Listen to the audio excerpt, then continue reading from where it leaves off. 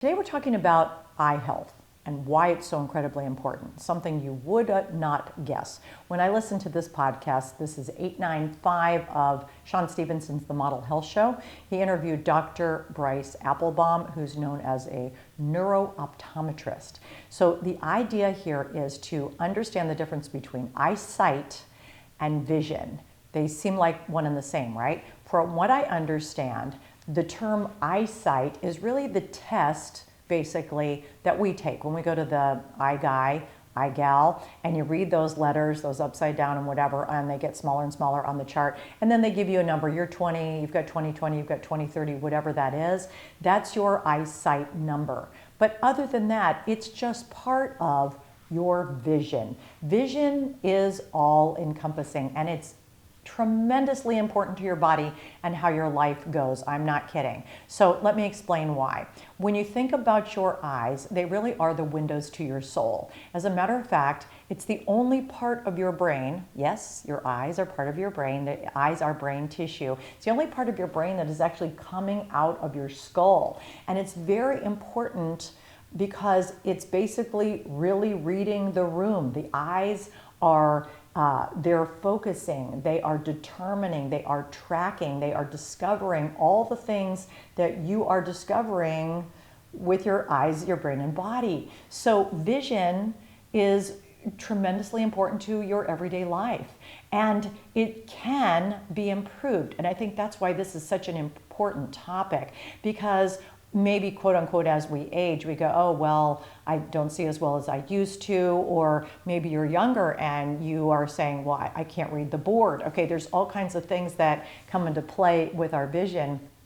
And Dr. Applebaum is explaining how we can, with some of the very interesting environmental things in our life, pay attention to. We might make some subtle changes that can really improve life. And also, there's some big things we can do as well. So the thing that's the most important in today's life is digital life. All right, in our world, digital is danger. Why is that? Because when we read on, let's say, when we're reading from a book or a magazine, our eyes visualize the surface of the book or the reading material, the pages. Yes, we have typeface, but it's a little bit more of a smooth and even and understandable environment for our bodies. Our bodies understand hard stuff, right? Digitization is not the same. So when we look at a screen, our body does not perceive the same way we would on when we're looking at, let's say, a newspaper. Now, I'm going to take a quick sidebar here with the term time under tension, and there's a big reason why. Time under tension, let's say in a muscular standpoint, if I'm lifting a barbell, slow, steady, heavy, and I continue to do this until failure, that's a great thing for my muscle. Time under tension, struggling, this is good. My muscle's going to fail, I'm going to get some great strength gains. However, in terms of digitization, I'm not saying that right, in a digital world, time under tension with our eyes can produce negative effects. First of all, it doesn't distinguish the difference between near and far. We're looking at pretty much we would say maybe a 1 or 2 dimensional situation, okay? Now, this is affecting how our brain is perceiving what we're seeing. Now, in today's world, the average adult is spending 7 hours a day, and that's the average, on a screen. Children, 8 to 10, 6 hours a day on a screen. So with time under tension, over time, we are literally reducing our vision, which is so unnecessary. So we want to make sure we can fix that if possible. The other thing about this time under tension is, let's think about a child's perspective.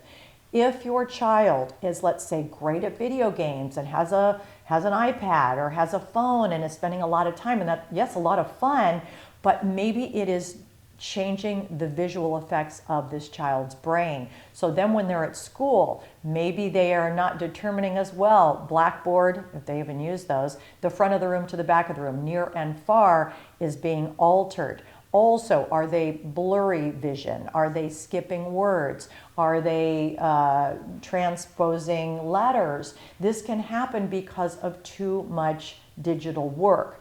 And this has also been alluded to. Some kids then get a label, whether they're either not bright or they're dyslexic. Even ADHD has come into play with this because of these types of situations. Now, that doesn't mean they don't have this diagnosis, but it does mean it's great to have a physician that understands the visualization and how it comes into play with brain and body.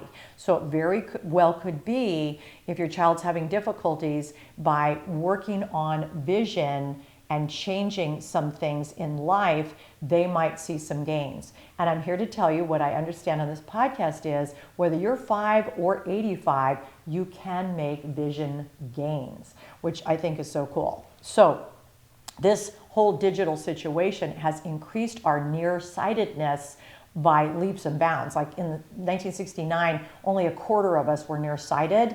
And now in, let's say, 1920, whatever, maybe it was last year, I think, 42% of us are nearsighted. And they suspect that by 2050, half of us will be nearsighted simply because we're spending so much time on screens.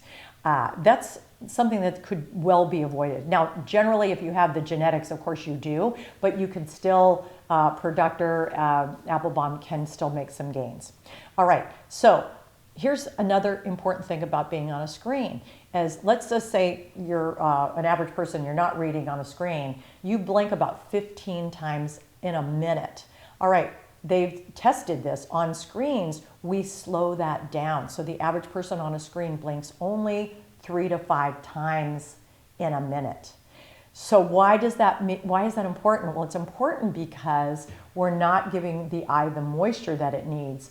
Also, the moisture it is getting is a different type of liquidity. So it's not as oily. So therefore, we are getting more eye issues. We're getting more dry eye, which I have fall prey to that. We're also seeing people get more tension headaches.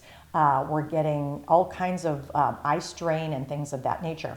So all because we're spending too much time there. One easy trick is called 20-20-20. So it's every 20 minutes that you're on a screen, look away, 20 feet away, and spend some time relaxing for at least 20 seconds. So if you're a student or if you're at work and you just have to be at the screen, that's a really great little break. I've also heard from Andrew Huberman, another great podcaster. You can do some far-sighted work during the day, which is basically spend 5 minutes here and there throughout your day looking extremely long range away from you. So that's going to help your eye not always being so up close to something, but take the time to actually make your eye do some work, because your eye is a muscle and you can change the focus. One more super important thing that you can do to adapt your vision is to go outside. And I know that sounds so weird, but we spend no time outside these days. The average is really tragic. But if you can spend some time, first of all, you've probably heard me say this in the morning, as close to getting up, when you get up, if you can spend at least 10 minutes outside, what happens is the eye, the window of your soul, is taking in the light of the day. And what that's doing is turning off it's telling your cortisol, hello, good morning, let's get up, let's get going. And it's also turning down melatonin, which has been your sleep aid throughout the night. So it's really kind of nice. It's basically an automatic reset switch for your body. And so your circadian rhythm says, yes, it's morning, it's daylight, I'm getting light in my eyes, it's time to go out and be productive. So that's a win-win for your body. You're also getting a little vitamin D, even if it's cloudy.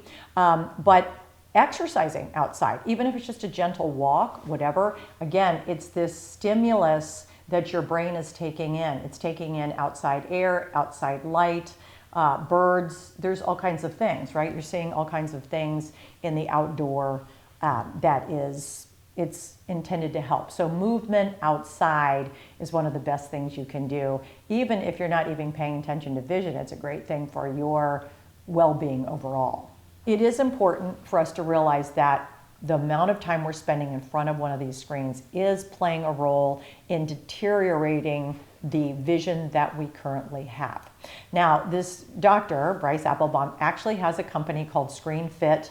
I don't have any skin in this game. I just was listening to it, and I think if you go to Screen Fit, there's a free vision game or test that you can take. And he obviously offers a course. So if this is of interest to you, you log on. I think because the Model Health Show had him on, they have a discount too. I think you do screenfit.com and then /model, and I think you get some money off. But anyway, I'm not selling, I'm just explaining. And I just thought this was one of the most important things that we should know. Whether we go take eye school or not is not material. What is important to know that we need to take breaks on our screens. We need to know what screens can be doing to our vision and realize that we can make our vision better by not living in front of our phone.